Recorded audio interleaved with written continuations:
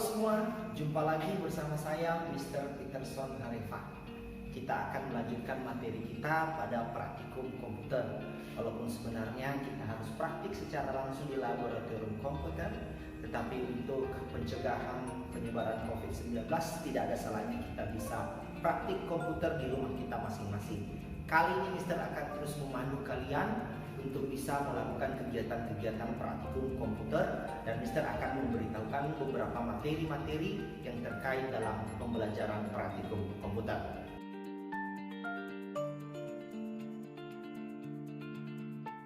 Nah, kali ini kita akan melanjutkan materi kita, yaitu bagaimana menggunakan tabulasi kanan atau write tab dalam pengetikan sebuah dokumen.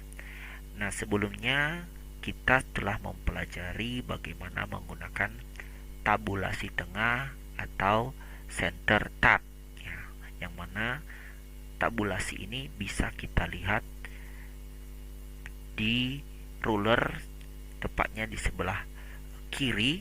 Ini bawaan defaultnya ini adalah tabulasi kiri atau left tab. Nah, di sini kita akan mencoba menggunakan tabulasi kanan, dan juga kita akan mengkombinasikannya juga nanti dalam dengan tabulasi kiri. Nah, mungkin dalam kehidupan sehari-hari kita sering menemukan sebuah dokumen yang berisi tentang pembelanjaan, yang dimana di sana ada daftar belanjaan atau daftar harganya, ada nominalnya. Nah, di sini kita akan mencoba membuat sebuah daftar belanjaan, dan kita akan mencoba melihat bagaimana kegunaan kombinasi tabulasi kiri ini dengan tabulasi kanan. Karena selama ini kita hanya sering menggunakan tabulasi kiri. Nah, di sini Mister coba ambil sebuah contoh dalam pembelajaran keperluan untuk laboratorium komputer.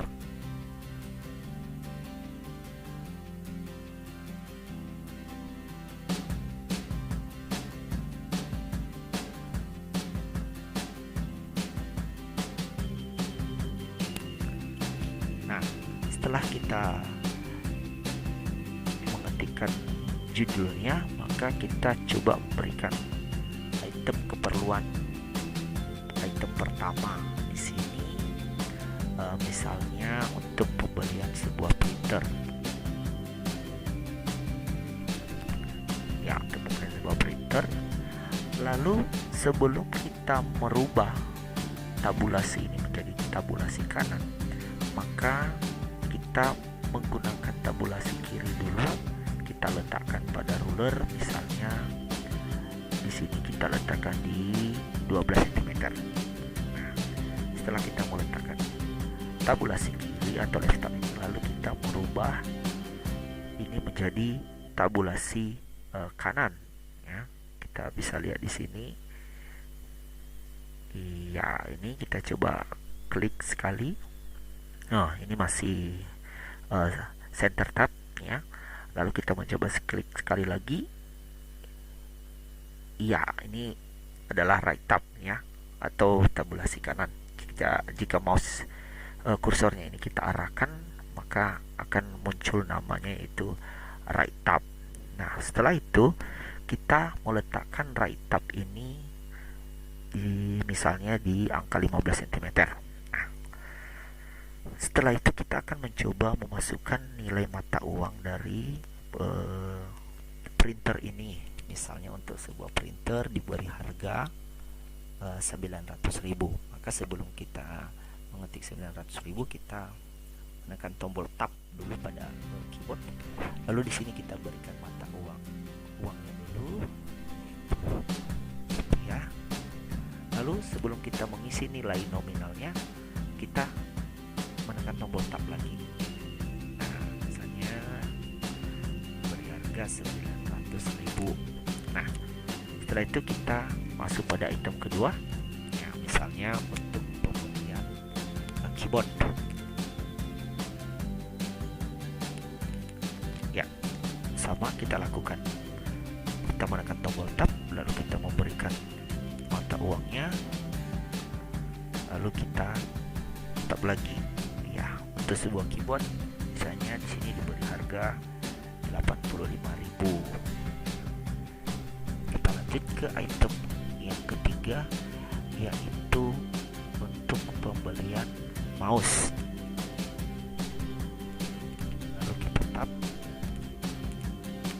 Lalu kita tap lagi. Untuk mouse misalnya diberi harga 50.000. Nah, kita lanjut ke item keempat, yaitu mousepad ya, atau alas mouse. Ini ya, mousepad ini diberi harga 6.000 rupiah misalnya. Ya, kita coba tambah satu item lagi, misalnya untuk pembelian UPS ya. Lalu untuk UPS ini diberi harga 1.200.000 ya. Nah, di sini kita bisa melihat keuntungan dari penggunaan kombinasi tabulasi kiri dan juga tabulasi kanan.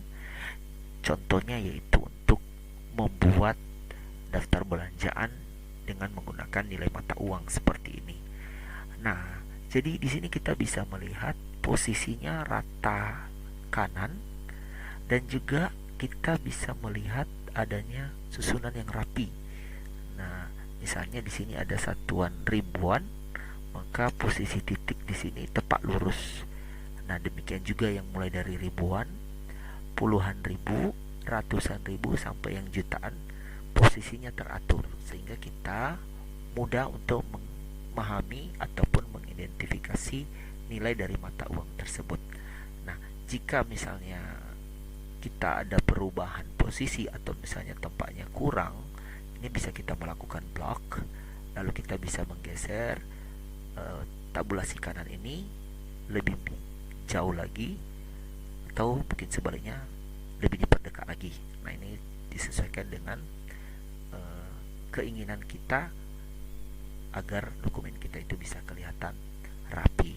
Nah, anak-anak kami juga bisa mencari dokumen-dokumen lain atau mencoba mempraktikkan, misalnya membuat daftar belanja keperluan sekolah, tas, buku, pena, pensil, dan lain sebagainya. Lalu kamu bisa mencoba untuk memberikan berapa nilainya, terserah berapa, bebaslah seperti itu. Nah, kamu bisa mencoba mengaplikasikan penggunaan kombinasi tabulasi kiri dan juga tabulasi kanan ini sehingga dokumen kamu itu bisa rapi.